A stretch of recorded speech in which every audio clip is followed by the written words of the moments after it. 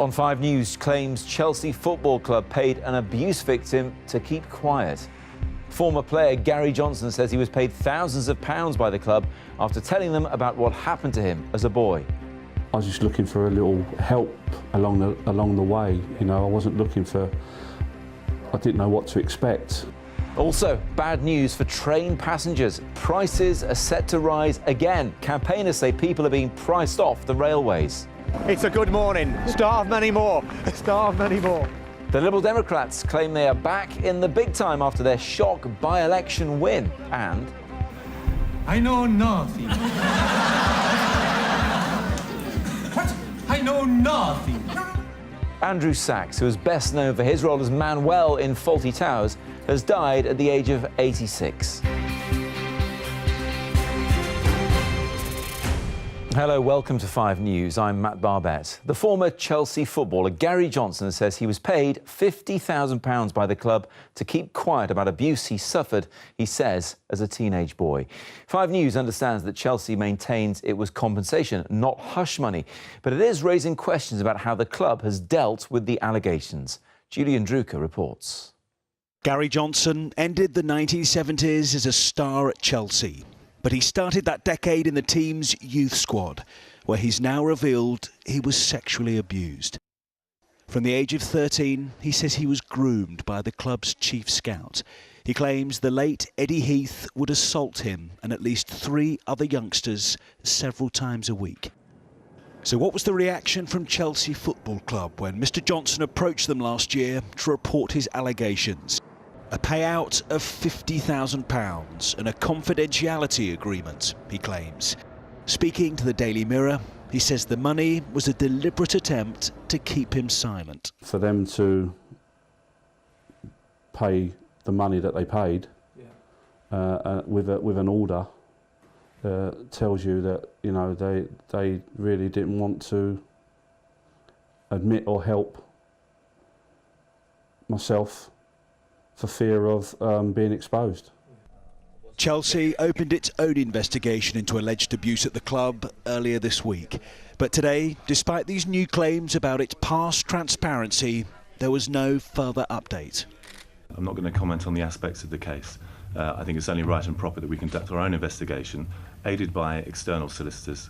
And then when that investigation is complete, we will pass all information to the FA. And then they can have a look at it, and they would be the appropriate ones to decide whether the club acted appropriately throughout. 5 News understands Chelsea did make a payment to Gary Johnson, but that the club says it was on the grounds of compensation, not a so-called gagging order, as Mr. Johnson claims. But one lawyer told us that secret payouts, often described as hush money, are common elsewhere. Over the years, we have seen big organisations try to suppress details of abuse by resorting to confidentiality agreements, as they're called, these gagging clauses. It's certainly something that the Catholic Church did for a number of years, although less so now. So, you know, it certainly does happen with some big organisations. Those who have so bravely spoken out about the abuse they suffered in youth football are now demanding the clubs themselves show the same sense of openness. So, Julian, what should football clubs be doing if they receive these allegations of abuse? Well, all organisations have internal rules in place to deal with these sorts of allegations. In the case of football clubs, they're supposed to refer up, in this case, to the Football League or to the FA. Now, Chelsea, as we saw there, they have been asked several times today, did they do this with these allegations? They are, as we saw there as well, choosing not to say anything until they've conducted their own full investigation into their own problems. Whether it's for Chelsea or any other football club, this is a story that's not going away. It has grown fairly rapidly over the past week or so. Yes, fresh abuse claims now being looked at by 18 forces. Kent Police and England's second biggest police force, West Midlands Police, now involved. It says it's speaking to alleged victims about 4 historical allegations.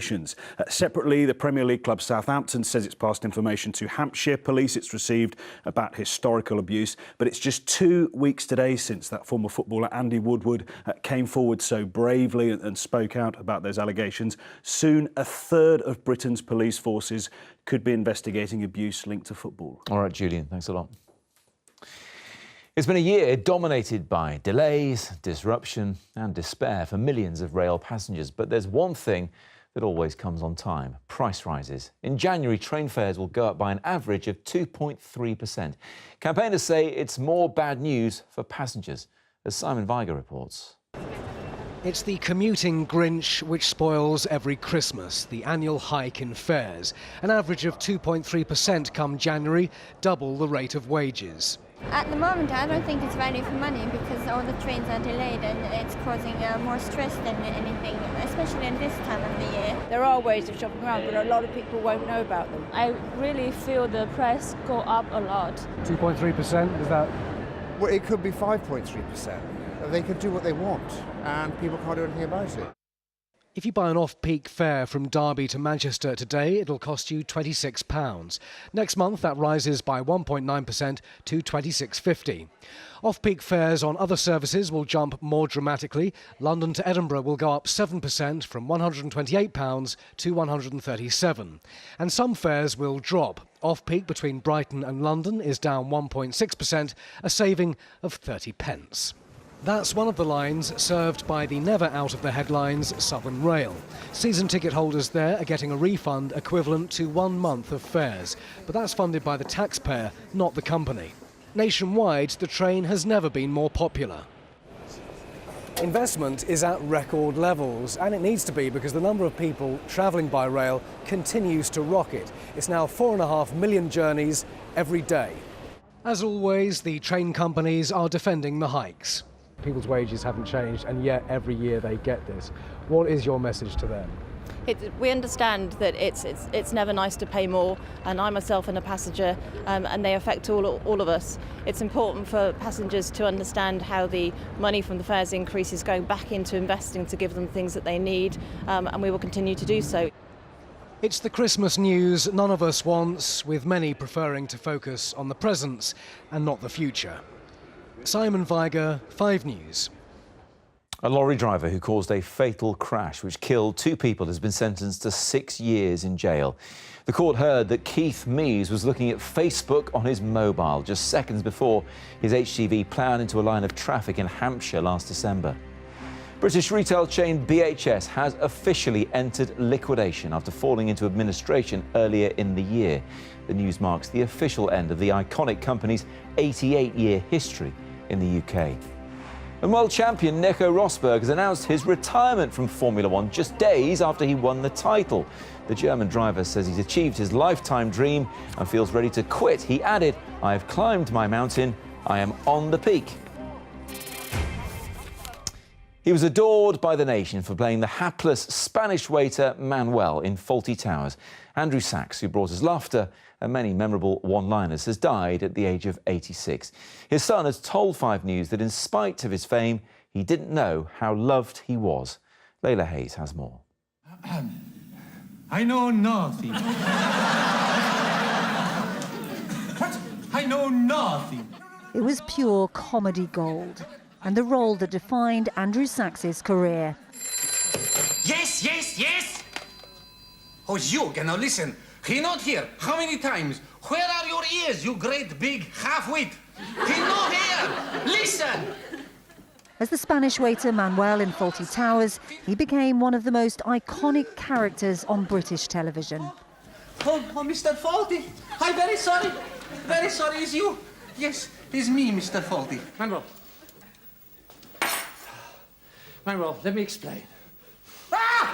On screen, he often clashed with Basil Fawlty, played by John Cleese, but off screen, the pair were firm friends. Sachs was born in Germany in 1930. His Jewish family fled to Britain to escape the Nazis. He trained at RADA and took to the stage before landing the role of Manuel in 1975. His son told me, in spite of playing such a flamboyant character, he was always rather shy. As a serious actor, he didn't like being recognised, didn't really want to be part of the glitz and glitter of it all. In those days, that's not why you acted. You did it because you wanted to challenge yourself and make a living out of what you love. Isn't that wonderful?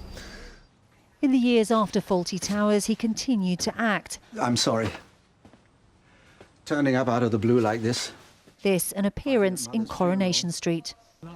But in 2008, he was in a drama of a different kind when comedian Russell Brand and presenter Jonathan Ross left lewd messages on his answer phone relating to his granddaughter. Andrew Sachs, who had 3 children, was diagnosed with dementia 4 years ago. His son says they're overwhelmed by the reaction to his death. It's difficult to digest. I was trying to explain this to my daughter today. All this attention, she didn't quite get it. To her, it was my grandfather, and I didn't know he was loved so much. You know, I didn't realise just where he's, where he was in the kind of world of comedy. You know, and it's only sadly when people pass that you realise how much they're missed. No. It's a performance that's been described as comic perfection. He made people laugh and will be remembered with a smile. Timeless as Manuel. That was Layla Hayes there on the life of Andrew Sachs, who's died. Still to come on 5 News. The plight of 1 million older people who are suffering from chronic loneliness. Mummy, on the floor. She fainted and fallen on the floor. I'm scared. And the quick thinking of one 3-year-old that saved her mum's life. You can hear more of that after the break.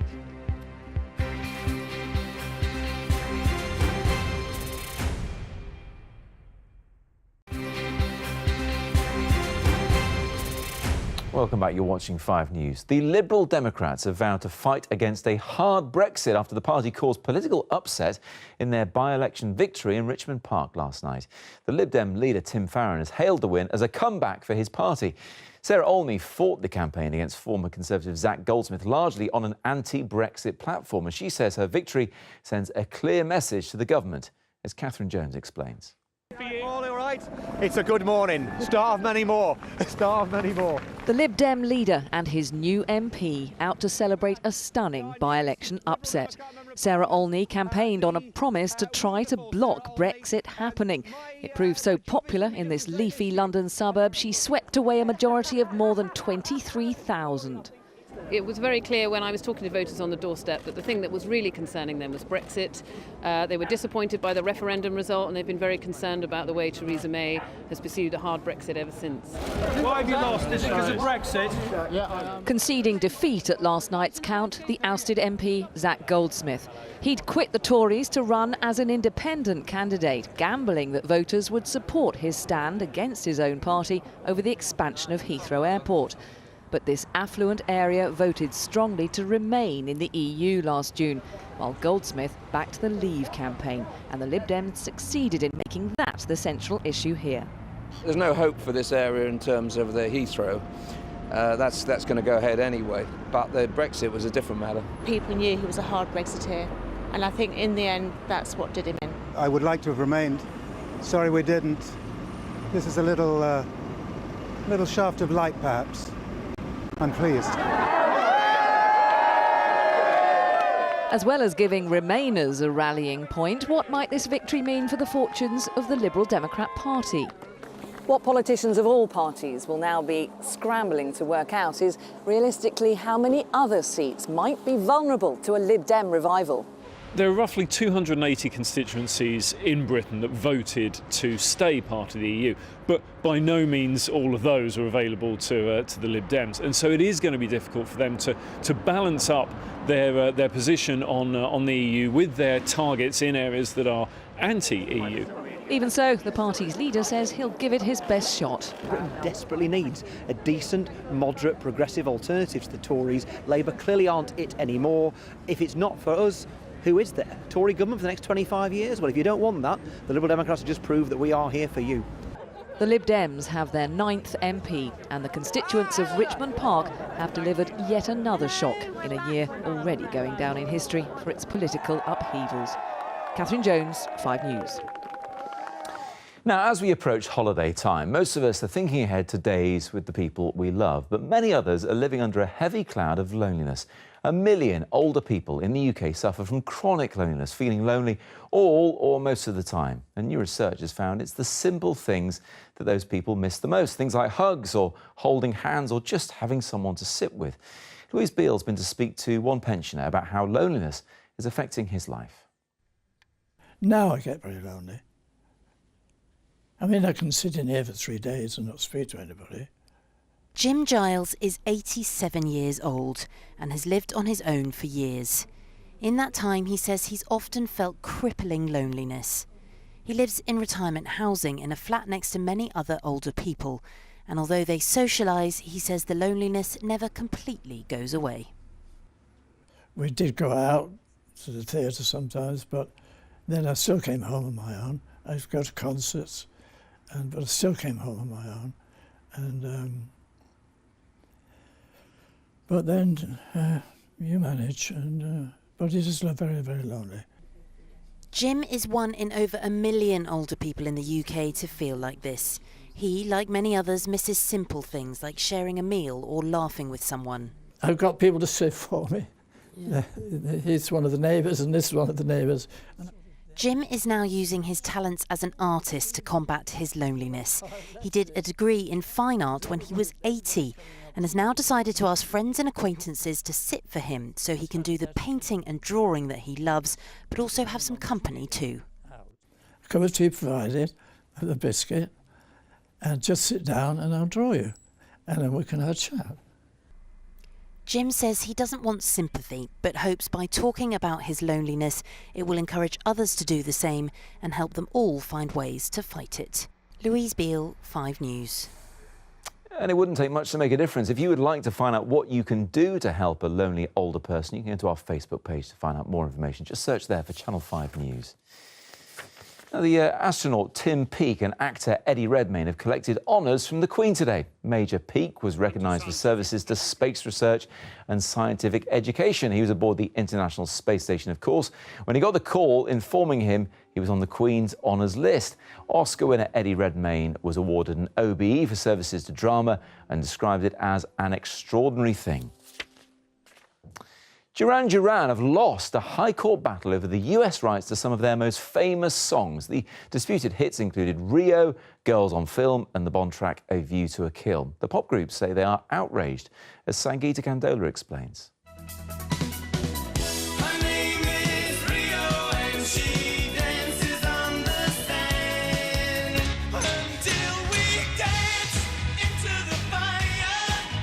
They delighted fans with their 80s offerings, but now those hits are among Duran Duran's most disputed. Back then, the band signed a deal with record company EMI, UK-based but US-owned. They thought that meant they could take advantage of an American law letting artists take back control of their copyright, so they get all the profits made off their back catalogue. But today the High Court told them that's not possible under English law. The band said, "We signed a publishing agreement as unsuspecting teenagers over 3 decades ago, when just starting out and when we knew no better. Today we're told that language in that agreement allows our long-time publishers, Sony ATV, to override our statutory rights under US law. Sony ATV's conduct has left a bitter taste with us, for sure." They're not out of pocket as such with nothing, but obviously a potential new deal with 100% of their rights could have been incredibly lucrative, millions. The group's legal action had been seen as a test case which could have implications for many other UK songwriters. With the plunging sales of music, the price of copyright ownership isn't what it used to be, and more artists are pushing their music online. Duran Duran, meanwhile, are taking a view on their next move. Sangeeta Kandola, 5 News. Brings back memories. Now, a 3-year-old girl has been praised by police after she made a life-saving 999 call. Have a listen to this. Hello, darling. Where's Mummy? She fell over, is she? She was doing painting and she's fallen over? Right, okay. Hang on a second. Mummy's on the floor. She fainted and fallen on the floor? I'm scared. But she made a difference because Sophia Harmon called to get help for her mum, who blacked out and hit her head while painting, as you heard. She stayed on the phone to Essex Police for 40 minutes while they worked out her address, and then they sent an ambulance round. Sophia's mum, who's made a recovery, said she is very proud indeed. That's it for now, though. I'll be back at 6:30 with 5 News tonight. We'll have more on that shock announcement by Nico Rosberg that he is retiring from Formula One. We'll hear from the man himself about why he's decided to quit just days after becoming the world champion. And we'll be having a look back at the extraordinary life and career of Andrew Sachs. We'll hear from his Fawlty Towers co-star, John Cleese, and also Andrew's son, John, will be joining me here in the studio to talk about the man and his life. Chris Page has the weather next. I'll see you again in an hour's time. Bye-bye for now.